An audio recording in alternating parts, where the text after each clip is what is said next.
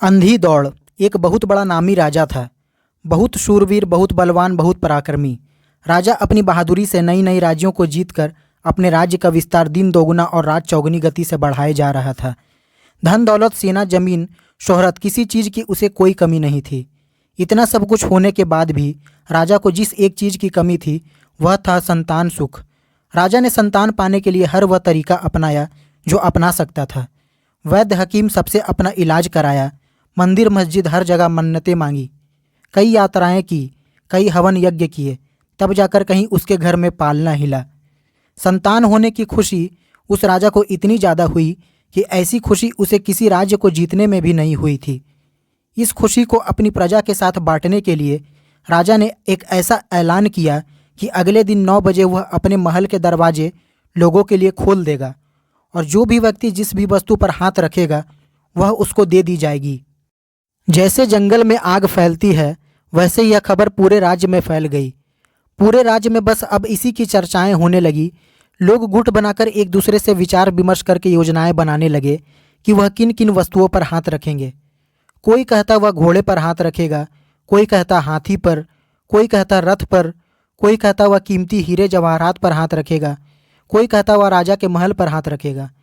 लोगों ने अपने अपने हिसाब से तय कर लिया कि वह किन किन वस्तुओं को हाथ लगाकर अपना बना लेंगे।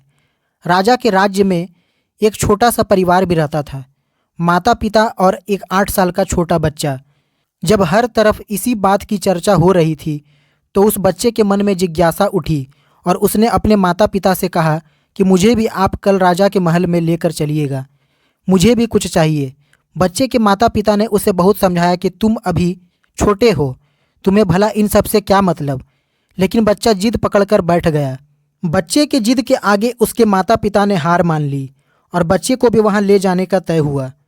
राजा के आदेश अनुसार अगले दिन 9 बजे राजा के महल के द्वार खोल दिए गए। वहां पर पहले से ही हजारों की तादाद में लोग मौजूद थे।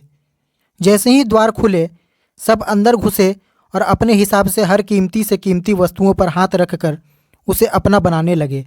इस भीड़ में वह 8 साल का बच्चा भी था जो अपने माता पिता के साथ आया था। बच्चे ने भीड़ में अपने माता पिता से हाथ छुड़ा लिया और कहीं गायब हो गया।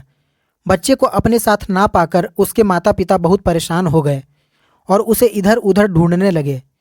थोड़ी देर बाद माता पिता ने देखा कि उनका बच्चा तेज दौड़ लगाते हुए सीधे राजा के सिंहासन की तरफ जा रहा था।